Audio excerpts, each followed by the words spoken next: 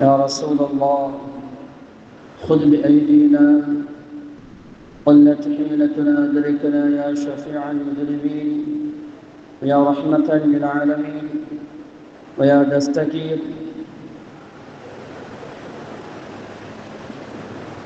ويا خير خلق الله صلى الله عليه وسلم إنك قد عديت الأمانة وبلغت الرسالة يا رسول الله ويا شفيع المذنبين.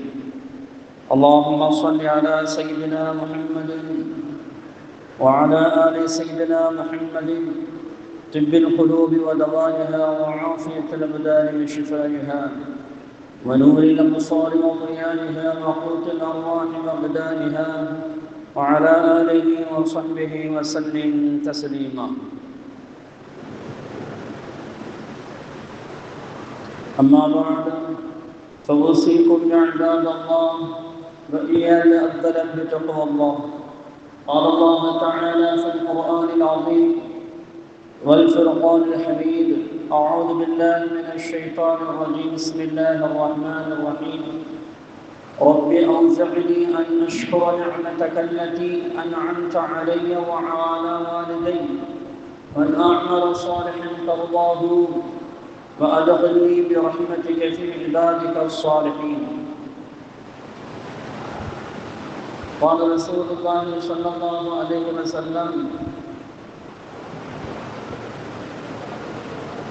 من لم يشكر الناس لم يشكر الله، أو كما قال عليه الصلاة والسلام. صدق الله العلي العظيم وصدق رسوله النبي الكريم ونحن على ذلك من الشاهدين والشاكرين والحمد لله رب العالمين. அளவற்ற அருளாளரும் நிகரற்ற அன்புடையவனுமாகிய அல்லாஹ்வின் திருநாமத்தால் ஆரம்பம் செய்கின்றோம். புகழ் அனைத்தும் அல்லாஹ் ஜல்ல ஷானஹு வ தஆலா அவனுக்கு உரித்தாகுக.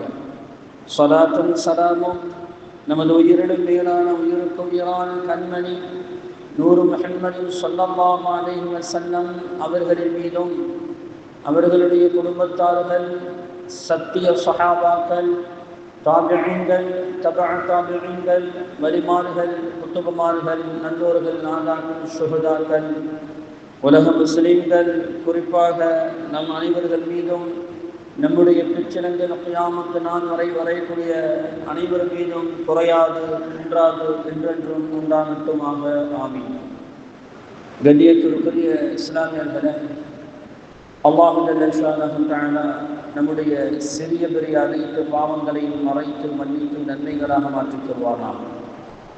நமது உயிரிலும் மேலான உயிருக்கு உயிரான அருள்வேந்தர் முஹம்மது ரசூலுல்லாஹி ஸல்லல்லாஹு அலைஹி வஸல்லம் அவர்களுடைய மேலான அன்பையும் ஷஃபாஅத்தையும் இறை நெருக்கத்தை பெற்ற நல்லடியார்களுடன் இம்மையிலும் மறுமையிலும் சேர்ந்து வாழும் பெரும்பாக்கியத்தை வல்ல ரஹ்மான் நமக்கும் நம்முடைய சந்ததிகளுக்கும் தந்தருள்வானாக.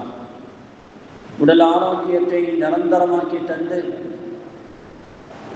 நீண்ட நெடிய காலங்கள் இந்த உலகத்தில் வாழ்ந்து அவனுக்கு பொருத்தமான ஒரு வாழ்க்கை வாழ்வதற்கும் செழிப்பான ஒரு வாழ்க்கை வாழ்வதற்கும் ஹலாலான சம்பாக்கியத்தோடு வாழும் பெரும்பாக்கியத்தையும் வல்ல ரஹ்மான் நமக்கும் நம்முடைய சந்ததிகளுக்கும் அருள் செய்வானாக. திடீர் மரணங்கள், திடீர் ஆபத்துகள், வானங்களுடைய சோதனையிலிருந்தும் சிறு வயதிலே மௌத்தாகுவதை விட்டும் கடன்களிலிருந்தும் வட்டிகளிலிருந்தும் வட்டி வாங்குவது கொடுப்பதிலிருந்தும் கடன் வாங்கும் சூழ்நிலையிலிருந்தும் ஆஸ்பத்திரியுடைய சிரமங்கள், சோதனைகள், அதனுடைய செலவீனங்களிலிருந்தும் நிரந்தரமான பாதுகாப்பை வல்ல ரஹ்மான் நமக்கும் நம்முடைய சந்ததிகளுக்கும் தந்தருள்வானாக. கண்ணியத்திற்குரிய இஸ்லாமியர்களே, உலகத்தில் அல்லாஹ் ஜல்ல ஷானஹு தஆலா நிறைய அருள் கொடைகளை வழங்கியிருக்கிறான் மனிதனுக்கு.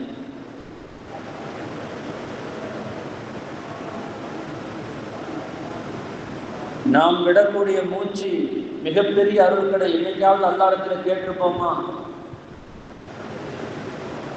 நாம் நடக்கின்றோமே ஒரு ஆரோக்கியமான அந்த நடை, இந்த நடையை என்றைக்காவது நாம் அல்லாஹ்விடத்தில் கேட்டிருப்போமா? நடப்பதற்கு காலில் சுகமில்லாதவர்கள்ட்ட போய் கேட்டு பார்க்கணும். அது எவ்வளவு பெரிய பாக்கியம், அருள் என்பதை அவங்களிடத்துல போய் கேட்டு பார்க்கணும். வல்ல ரஹ்மான் வாழும் காலமெல்லாம் நல்ல நடைமுறைகளோடு, உடல் உறுப்புகள் ஆரோக்கியத்தோடு, மரணம் வரை நம்முடைய உடலில் இருந்து எந்த உறுப்புகளும் வெட்டி எடுக்கப்படாமல் ஆரோக்கியமாக வாழ்ந்து இந்த உலகத்தை விட்டு மரணிப்பதற்கு அல்லாஹ் தௌஃபீக் செய்ய வேண்டும். மிகப்பெரிய ஒரு பாக்கியம் அது. அல்லாஹ் நமக்கு தந்திருக்கக்கூடிய பாக்கியங்களில் உடல் ஆரோக்கியம் மிக உயர்ந்தது. ஈமானுக்கு அடுத்தபடியாக ஒரு மனிதனுக்கு அல்லாஹ் கொடுக்கக்கூடிய பாக்கியங்களில் சிறந்தது ஆரோக்கியம் என்று சொன்னார்கள் கண்மணி முஹம்மது ரசூலுல்லாஹி ஸல்லல்லாஹு அலைஹி வஸல்லம் அவர்கள். அவ்வளவு பெரிய பாக்கியத்தை நாம் இன்றைக்காவது அல்லாஹ்விடத்திலே கேட்டிருப்போமா?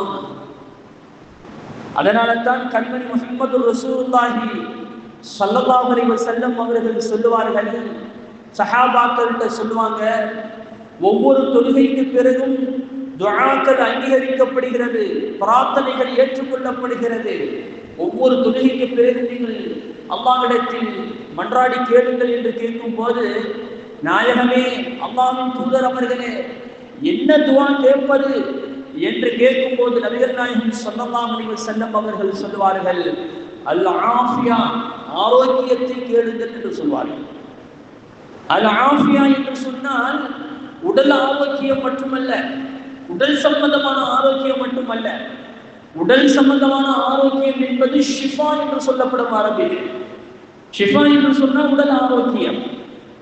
அப்படி என்றால் ஆஃபியா என்று சொன்னால் எல்லா விதமான ஆரோக்கியங்களும், பொருளாதார ஆரோக்கியம், உடல் சம்பந்தப்பட்ட ஆரோக்கியம், குடும்பம் சம்பந்தப்பட்ட ஆரோக்கியம், குடும்பம் ஆரோக்கியமாக இருக்க வேண்டும், தொழில் சம்பந்தப்பட்ட ஆரோக்கியம், பொருளாதாரம் சம்பந்தப்பட்ட ஆரோக்கியம், நம்மளுடைய உறுதியான ஈமான், அது மிகப்பெரிய ஒரு ஆரோக்கியம், நாளை மறுமை நாளுடைய ஆரோக்கியம். அதனால தான் நபிகள் நாயகம் ஸல்லல்லாஹு அலைஹி வஸல்லம் அழகாக கட்டி தருவார்கள், அல்லாஹும்ம இன்னா நஸ்அலுக அல்-அஃவ வல் ஆஃபியத ஃபித்-தீன் வத்-துன்யா வல் ஆখিরা. யா அல்லாஹ், உம்மிடத்தில் பாவ மன்னிப்பையும் ஆரோக்கியத்தையும் இந்த உலகத்திலேயே நாளை மறுமையிலேயே கொடுத்து நான் கேட்கிறேன் என்று நீங்கள் ஒவ்வொரு தொழுகைக்கு பிறகு கேளுங்கள் என்று நபிகள் நாயகம் ஸல்லல்லாஹு அலைஹி வஸல்லம் அவர்கள் நமக்கு கற்றுத் தந்திருக்கிறார்கள் என்று சொன்னால், ஆரோக்கியம் அவ்வளவு பெரியது. ஆஃபியத் என்பது அவ்வளவு உள்ளடக்கி கொண்ட, எல்லா ஆரோக்கியத்தையும் உள்ளடக்கிய ஒரு வார்த்தை தான் அல் ஆஃபியா என்பது. அதை நீங்கள் அதிகமாக கேளுங்கள் என்று பெருமானார் ஸல்லல்லாஹு அலைஹி வஸல்லம் அவர்கள் சொல்லித் தருவார்கள். அப்படி என்றால் அல்லாஹ் எவ்வளவு பெரிய நிஅமத்துகளை நமக்கு செய்திருக்கிறான், எவ்வளவு பெரிய ஆற்றலை நமக்கு தந்திருக்கிறான், வல்லமைகளை தந்திருக்கிறான். உலகத்தில் அதாவது அல்லாஹ் தஆலா சொல்லுவான், வஇன் தஅது நிஅமத்தல்லாஹி லா துஹ்ஸூஹா, நான் உங்களுக்கு வழங்கி இருக்கக்கூடிய நிஅமத்துகளை நீங்கள் எண்ணி பார்க்க வேண்டும் என்று நினைத்தால் உங்களால் எண்ணி பார்க்க முடியாது என்று சொல்கிறார். அவங்களால பார்க்க முடியாது அப்பொழுது நிஅமத்துகளை. நம்ம தூங்குறோமே, தூங்கிவிட்டால் 7 மணி நேரம் 8 மணி நேரம் தூங்குகிறோம். ஒரு 1 மணி நேரம் ஒரே நிலையில படுத்து விட்டோம் என்று சொன்னால் நம்முடைய உடலுக்கு தோலுக்கு ஒரு விதமான பாதிப்புகள் ஏற்பட்டு போய்விடும். அது முன் சைடா படுத்துனா கழுத்துல புளிப்பு ஏற்பட்டு போயிடும், கையில புளிப்பு ஏற்பட்டு போயிடும். ஆனால் நம்மளை அப்படியே பிரட்டி படுக்க வைக்கிறானே, யாருடைய குதிரத்தை சார்ந்தது? அது யாருடைய வல்லமை, யாருடைய நிஅமத், யாருடைய அருள் என்றைக்காவது நாம் யோசித்து பார்த்திருக்கிறோமா? அப்போ எவ்வளவு நிஅமத்துக்களை அல்லாஹ் தஆலா வாரி வழங்கி இருக்கிறான். அந்த நிஅமத்துக்கள் நமக்கு நிரந்தரமாக இருக்க வேண்டும். அதுதான் மிகப்பெரிய ஒரு பாக்கியம். இன்னைக்கு நிஅமத்துக்களை யோசித்து பார்க்கிறதில்லை யாரும். நமக்கு அல்லாஹ் கொடுத்திருக்கக்கூடிய அந்த நிஅமத்துக்களை எந்த அளவுக்கு பாதுகாக்கிறோம்? நம்முடைய உடல் ஆரோக்கியம் ஒரு நிஅமத், அதை எப்படி நாம் பாதுகாக்கிறோம்? நமக்கு அல்லாஹ் கொடுத்திருக்கக்கூடிய செல்வம், பொருளாதாரம், அந்த பொருளாதாரத்தை எந்த அளவுக்கு நாம் சேமித்து அதை பாதுகாத்து வைக்கிறோம்? ஒரு சின்ன திருமணம் என்று சொன்னால் எவ்வளவு பெரிய ஆடம்பரங்கள், எவ்வளவு பெரிய ஆச்சாரங்கள், எவ்வளவு பெரிய செலவினங்கள், அதுக்கு தேவையில்லாத ஆச்சார செலவினங்கள் எவ்வளவு.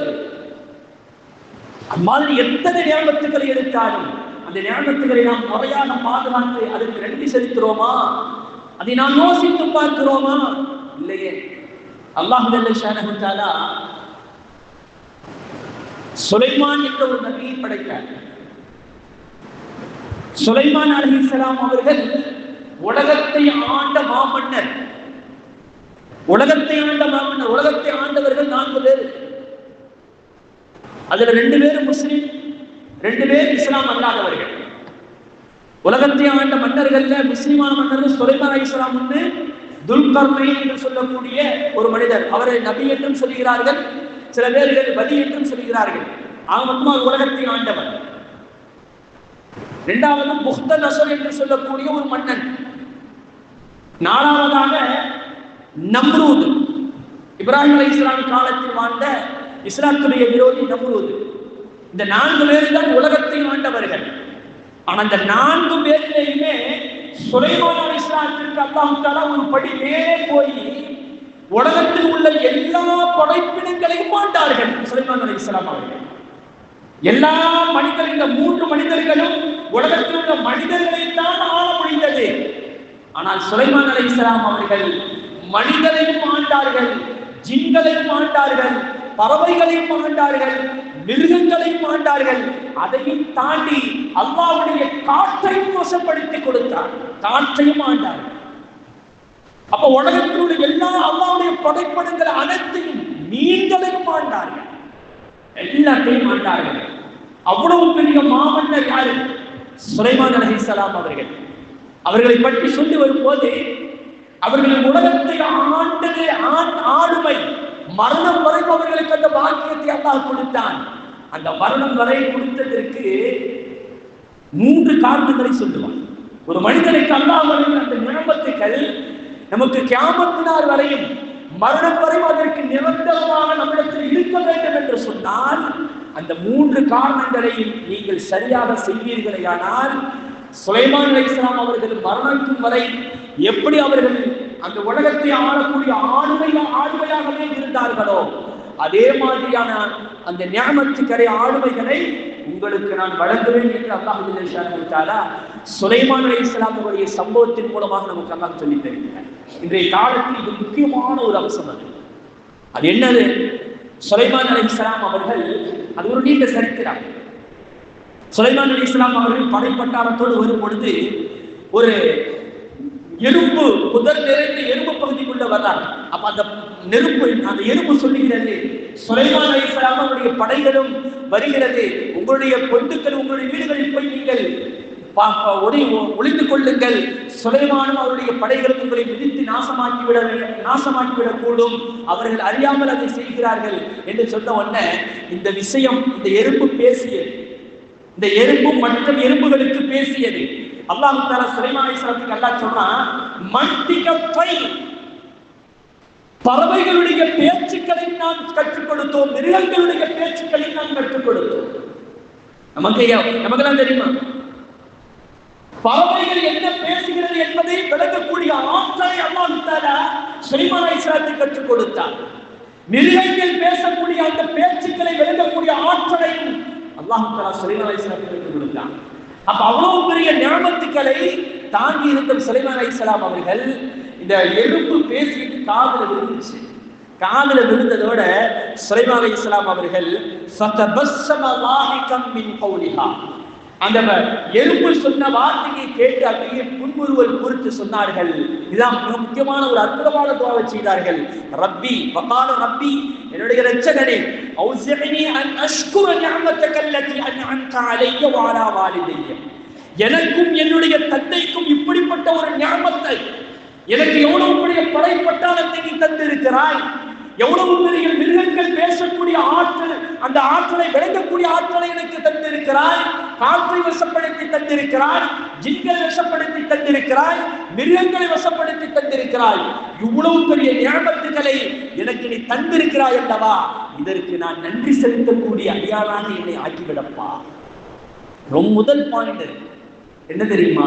நன்றி செலுத்தக்கூடிய அடியானாக இருக்க வேண்டும். இதான் ரொம்ப முக்கியமான ஒரு இது. நீங்கள் குர்ஆன்ல எங்க எடுத்து பார்த்தாலும் சரி, எல்லா நபிமார்களை பற்றி சொல்லும் பொழுது அல்லாஹ் தஆலா இந்த வார்த்தையை சொல்லுவான், அவர் நன்றி உள்ள அடியாராக இருந்தார், நன்றி செலுத்தக்கூடிய அடியாராக இருந்தார். இப்ராஹிம் அலைஹிஸ்ஸலாம் அவர்களை பற்றி சொல்லும் பொழுது அல்லாஹ் சொல்லுவான், வஷ்குரூனி வலா தக்ஃபுரூன், அதாவது இப்ராஹிம் அலைஹிஸ்ஸலாத்தை பற்றி சொல்லும்போது இந்த இப்ராஹிம கான உம்மத்தன் கானித்தல் லில்லாஹி ஹனீஃபன் வலம் யகும் மினல் முஷ்ரிகீன் ஷாக்கிரல் லிஅன்ஹி. அவர் நன்றி செலுத்தக்கூடிய அடியாராக இருந்தார். அல்லாஹ் அவருக்கு கொடுத்த அந்த நிஅமத்திற்கு நன்றி செலுத்தக்கூடிய அடியாராக இருந்தார் என்று இப்ராஹிம் அலைஹிஸ்ஸலாம் அவர்களை பார்த்து சொல்லுவார். ஒவ்வொரு நன்மார்களை பற்றி அல்லாஹ் தஆலா சொல்லும் பொழுதெல்லாம் நன்றி செலுத்தக்கூடியவர்களாக இருந்தார்கள். அதனால் அவர்களுடைய பாக்கியத்தை நான் நிரந்தரமாக்கி வைத்தேன் என்று அல்லாஹ் தஆலா சொல்லி தருகிறார். நமக்கு கிடைத்த பாக்கியம் நம் வாழ்நாள் முழுவதும் நிரந்தரமாக இருக்க வேண்டும் என்று சொன்னால் நன்றி செலுத்தக்கூடியவராக இருக்க வேண்டும். நீங்க அந்த பக்குவம் நம்மகிட்ட கிடையாது தெரியுமா? உணவு வேண்டுமாவும் போடுறோமே அல்லாஹ்வுக்கு நன்றி செலுத்துறது தான்.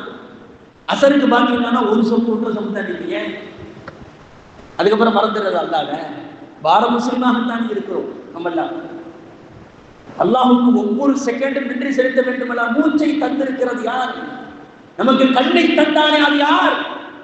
நமக்கு நடக்கக்கூடிய ஆற்றலை தந்தானே அது யார்? குழந்தை பாக்கியத்தை தந்தானே அது யார்? இதற்கெல்லாம் என்னைக்காவது யோசித்து பார்த்து அல்லாஹ்வுக்கு யா அல்லாஹ் நான் அசர் தொழுக போகிறேன், ஜும்மா தொழுக போகிறேன், ஜும்மா தொழுக என்ற ரக்காயத்தின் இந்த சிந்தனையில நம்ம தொழுகிறோம். எனக்கு இவ்வளவு பெரிய பாக்கியத்தை தந்த ரப்பே, உன்னை நான் ஜும்மா அன்னைக்கு நான் வணங்குகிறேன், சிறப்பான தொழுகையை தொழுகிறேன் என்று என்னைக்காவது தக்பீர் கட்டி இருக்கிறோமா? அசர் தொழுக போகிறோமே, யா அல்லாஹ் எனக்கு இவ்வளவு பெரிய ஆற்றலை எல்லாம் தந்திருக்கிறாயே, இதற்கு நன்றிக்கடனாக நான் அசரை வணங்குகிறேன், அசர் தொழுகையை தொழுகிறேன் என்று என்னைக்காவது நம்ம தக்பீர் கட்டி இருக்கிறோமா? இல்லையே. அல்லாஹ்வுக்கு நன்றி செலுத்தக்கூடிய அடியார்களாக நாம் இருக்க வேண்டும். கண்மணி முஹம்மது ரசூலுல்லாஹி ஸல்லல்லாஹு அலைஹி வஸல்லம் அவர்களை பார்த்து அன்னை ஆயிஷா ரலியல்லாஹு தஆலா அன்ஹா கேட்பாங்க, நாயகமே மா தகத்தம மின் தம்பிக வமா தஅஃபர வயுத்திம்ம நிஅமத்தஹு அலைஹி வயஹ்தியக ஸிராத்தன் முஸ்தகீமா.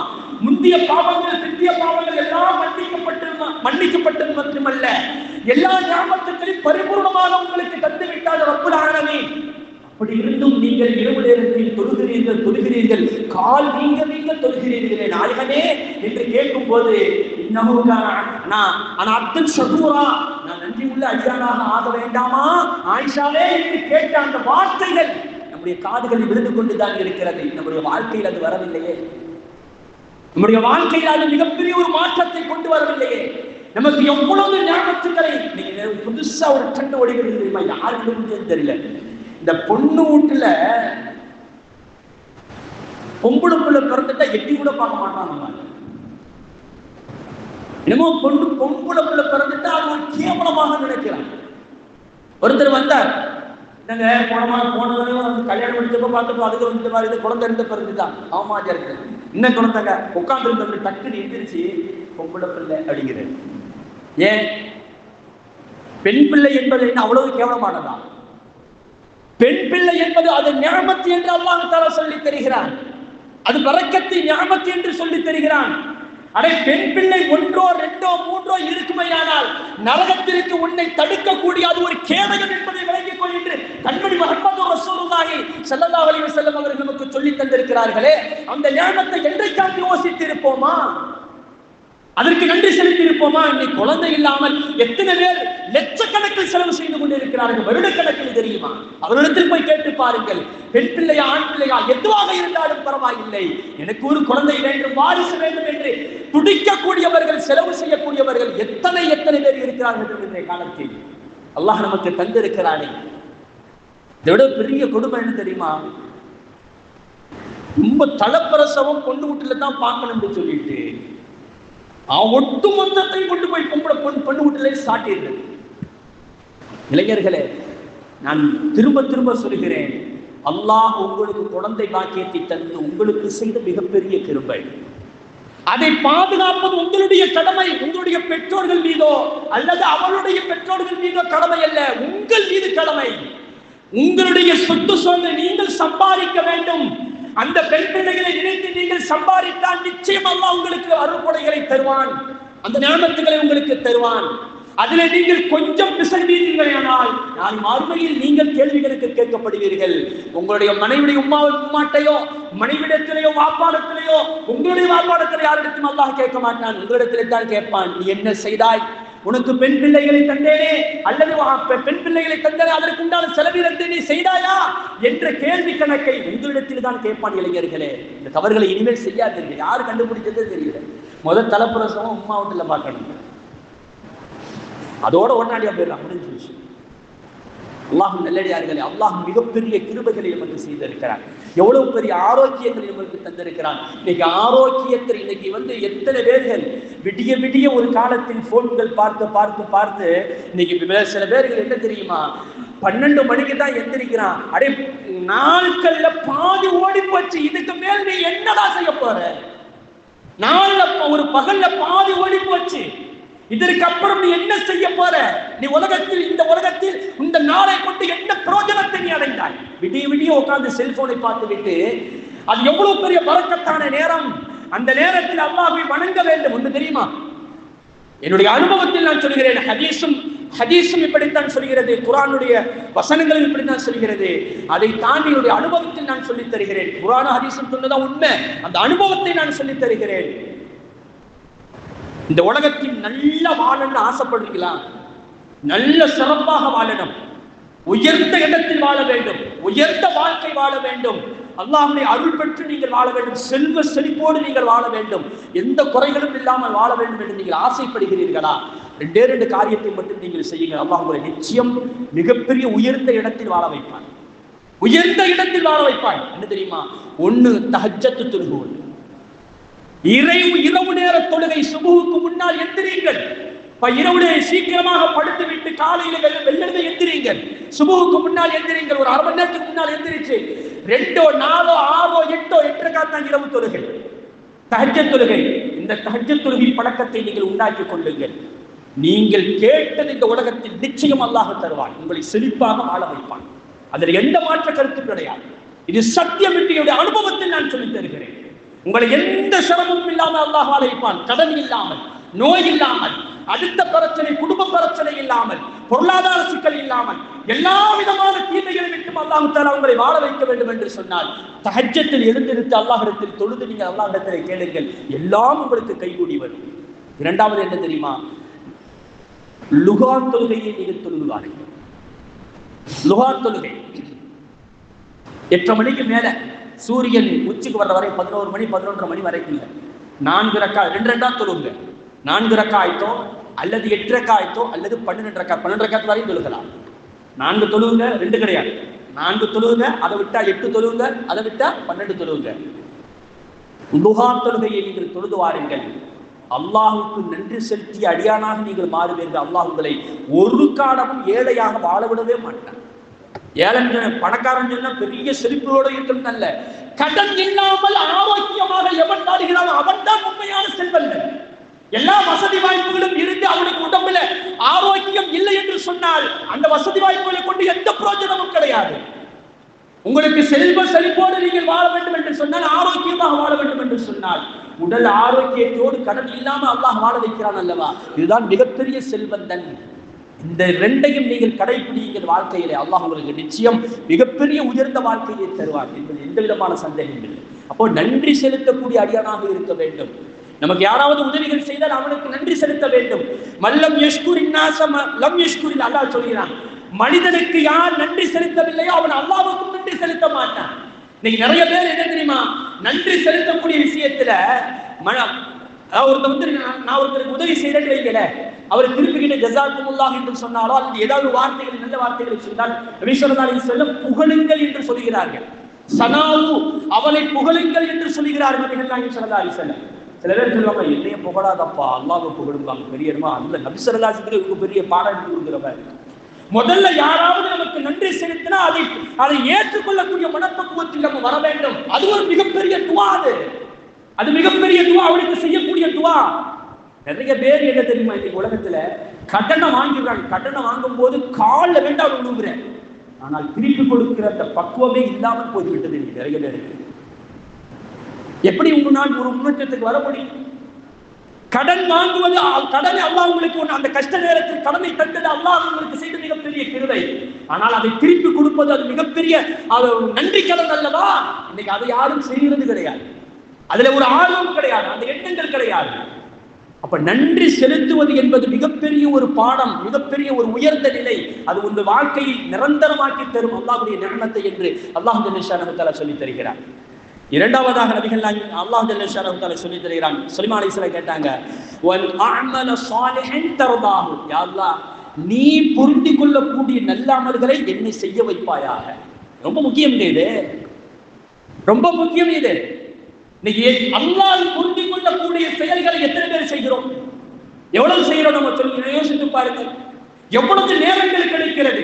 வெட்டியாக இன்னைக்கு உட்கார்ந்து பேசிக்கொண்டே இருக்கிறோம்.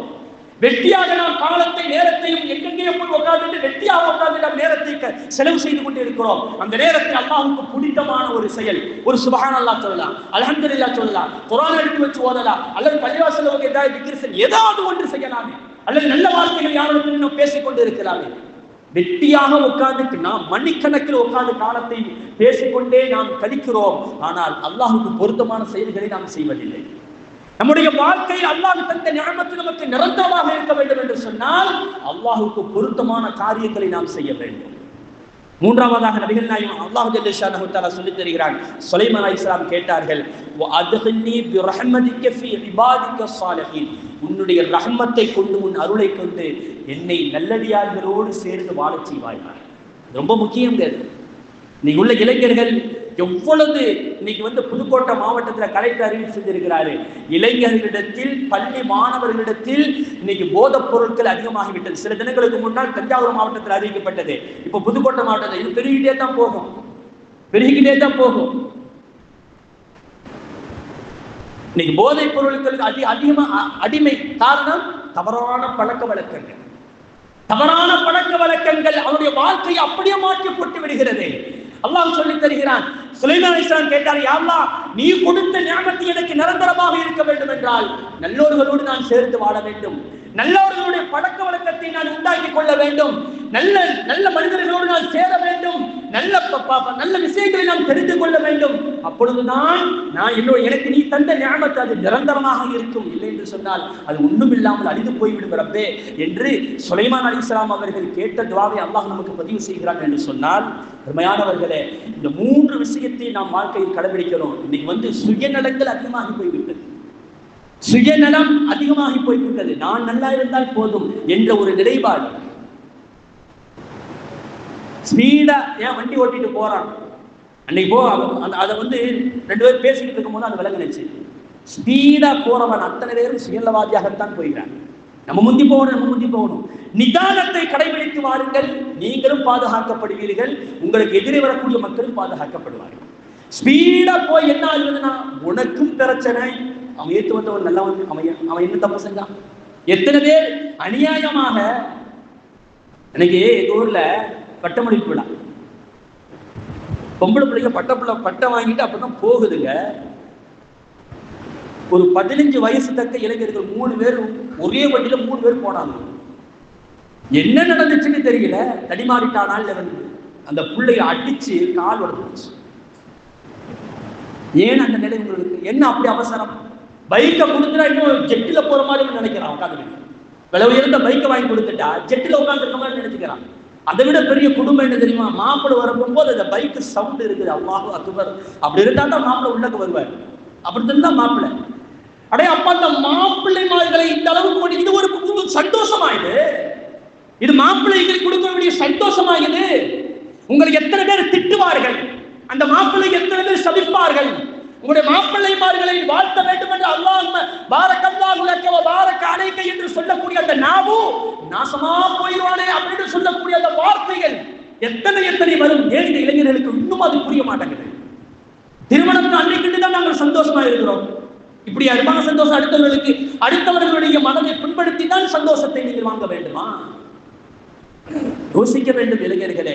நாம் நல்லோர்களோடு சேர்ந்து வாழ வேண்டும், நல்ல பழக்க வழக்கங்களை உண்டாக்கி கொள்ள வேண்டும். அதுதான் நம்முடைய வாழ்க்கையில் அல்லாஹ் செய்த அந்த அருள்கொடைகளை நிரந்தரமாக இருக்கும் என்பதை குர்ஆன் நமக்கு ஆணித்தரமாக சொல்கிறது.